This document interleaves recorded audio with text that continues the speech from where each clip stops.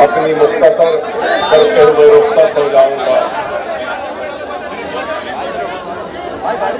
ज़्यादा तवील तकरीर नहीं करूंगा क्योंकि बहुत सारे मुक़र्रिरीन यहाँ पर मौजूद हैं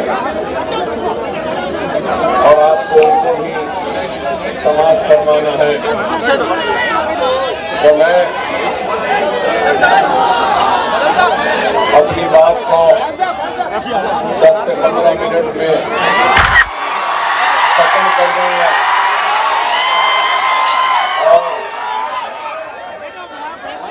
अपनी बात का आगाज इस बात से करूंगा कि हिंदुस्तान की सियासत 2014 में एक नई करवट लेना शुरू की और 2014 से लेकर आज तक हिंदुस्तान के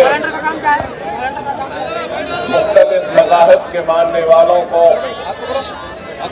आपस में बांटने की एक मुनज़्ज़म साजिश के जरिए नफरत की सियासत को आगे बढ़ाया गया और मजहब के नाम पर बांटकर इस मुल्क को कमजोर करने की एक मुनज़्ज़म साजिश रचाई गई और हिंदुस्तान का दस्तूर हिंदुस्तान के हर शहरी को बराबर का हक देता है। हिंदुस्तान का दस्तूर ये नहीं कहता कि ये अव्वल दर्जे का शहरी है या ये दूसरे दर्जे का शहरी है, बल्कि हमारे मुल्क का दस्तूर हिंदुस्तान में रहने बसने वाले और पैदा होने वाले को, हर किसी को, चाहे वो किसी भी मजहब के मानने वाला क्यों न हो, उसको बराबर का हक देता है। और दस्तूर ने न सिर्फ बराबर का हक दिया बल्कि हमारे दस्तूर ने हर किसी को आजादी के साथ अपने मजहब पर चलने का भी इख्तियार दिया। हिंदू को इख्तियार है कि वो अपने मजहब पर बराबर चले, तो मुसलमान को भी हक व इख्तियार दस्तूर ने दिया कि वो अपने मजहब पे बिना खौफ के अपने मजहब पर चलते रहे। सिखों को भी उनके मजहब पर चलने का हक दिया तो ईसाइयों को भी दिया। तो बहरहाल हर मजहब के मानने वालों को ये दस्तूर ने इख्तियार व हक दिया कि वो अपने मजहब पर आजादी के साथ अपनी इबादतें कर सकते हैं और अपने मजहब पर अपनी जिंदगी को गुजार सकते हैं। लेकिन आपने, हमने, सबने देखा है कि 10 बरस से सिर्फ मजबूत नहीं बल्कि कमजोर करने की कोशिश की जा रही है। तो आज अगर मैं आपके दरमियान में खड़ा हूं तो यही बात कहने के लिए खड़ा हूं कि सबसे पहले तो हमको आपस में मजहब के नाम पर नफरत को पैदा करने वालों को कमजोर करना होगा और हमको इनके इश्तियाल में आए बगैर हिंदुस्तान जो एक गुलदस्ता है हिंदू, मुस्लिम, सिख, ईसाई का, इस गुलदस्ते को साथ में रखते हुए हम सबको एक होकर अपने हक की लड़ाई को लड़ना होगा। अगर हम भी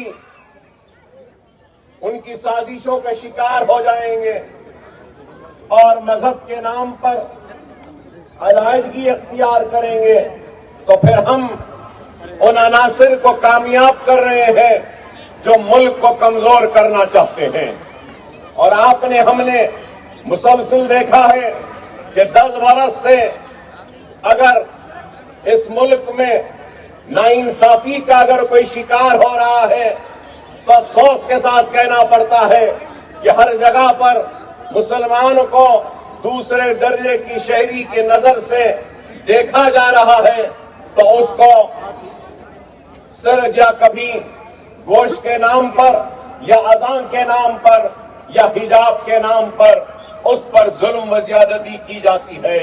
کبھی حجاب کے نام پر اس کو تعلیم کو ترک کرنے پہ مجبور کیا جاتا ہے تو گوشت کے نام پر یا بیف کے نام پر بازاروں میں اس کو لوچا جاتا ہے اور پھر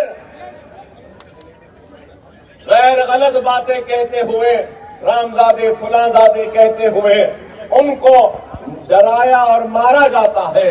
نہ صرف یہ بلکہ آپ یہ بھی دیکھ رہے ہیں کہ طلاق ثلاثہ کا قانون ہے تو پھر وہ بنایا گیا تو اس کے بعد CANRC کا قانون اور آج آپ اور ہم یہاں پہ جمع ہوئے ہیں تو وقف کے جو ترمیمات لائے گئے اس کے احتجاج میں آپ اور ہم یہاں کھڑے ہیں. تو میں یہ اس بات کو سمجھنے سے قاصر ہوں کیا ہندوستان کا مسئلہ مسلمان ہے؟ ہندوستان کا مسئلہ مسلمان نہیں ہے. ہندوستان کا اگر سب سے بڑا مسئلہ ہے تو وہ روزی کا ہے، وہ روٹی کا ہے، وہ خوشحالی کا ہے، وہ ترقی کا ہے، وہ نوکری کا ہے. لیکن آج ہندوستان پر مہنگائی کی بات نہیں ہوتی، روزی روٹی کی بات نہیں ہوتی، ہندوستان کی کمزور معیشت کو استحکام دینے کی بات نہیں ہوتی. ہندوستان میں آج کئی لوگ کے پاس شوچالے نہیں ہے اس کی بات نہیں ہوتی. لیکن اگر ہوتی ہے تو صرف نفرت کی بات ہوتی ہے، تو صرف مذہب کی. اور میں یہ بھی کہوں تو غلط نہ ہوگا کہ قانون بن رہے ہیں تو صرف اور صرف مسلمانوں کو کمزور کرنے اور مسلمانوں کو تکلیف پہنچانے کے لیے.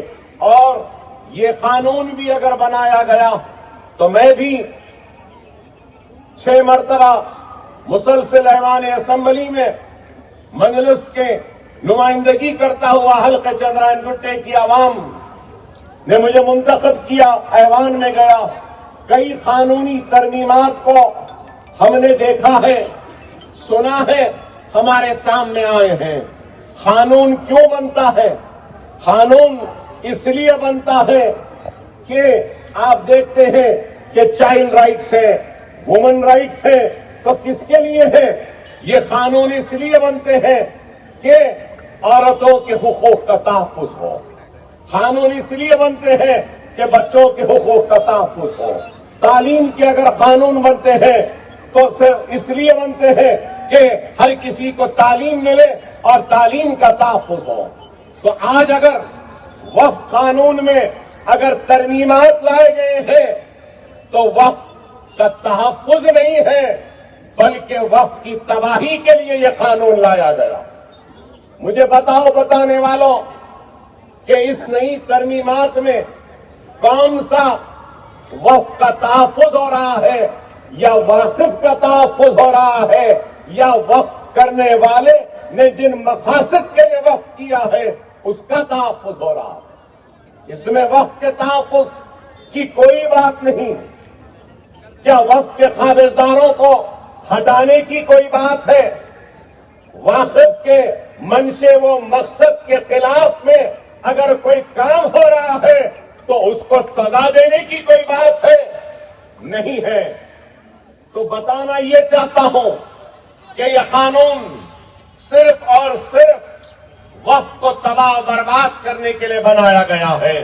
اور آج اگر ہم یہ بات سمجھیں گے کہ اس قانون کے بننے سے یا اس کے ترمیمات سے ہم کو کیا لینا دینا ہے، ہمارا کیا فائدہ ہوا ہے آج تک، اگر کوئی فرد یہ سوچ رہا ہے تو میں اس شخص کو آج جواب دینا چاہتا ہوں کہ آج ہماری جتنی مساجدیں ہیں اس قانونی ترمیمات کے بعد، اس قانون کے بعد میں آج ہماری مساجدیں محفوظ نہیں ہیں.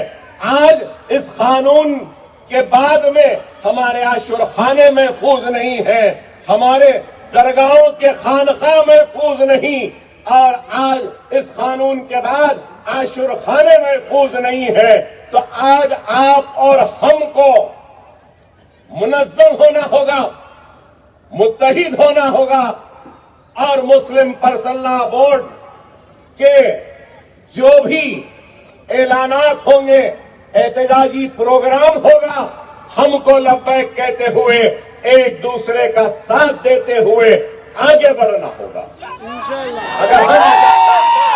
اگر ہم منظم نہیں رہیں گے، متحد نہیں رہیں گے اور صرف انہی باتوں میں مبتلا رہیں گے کہ اس سے ہمارا کیا فائدہ ہے، تو میرے بھائی ہم ایسے سوالات یا ایسے باتوں سے ہمارے مخالفین کو ہم مستحکم کر رہے ہیں،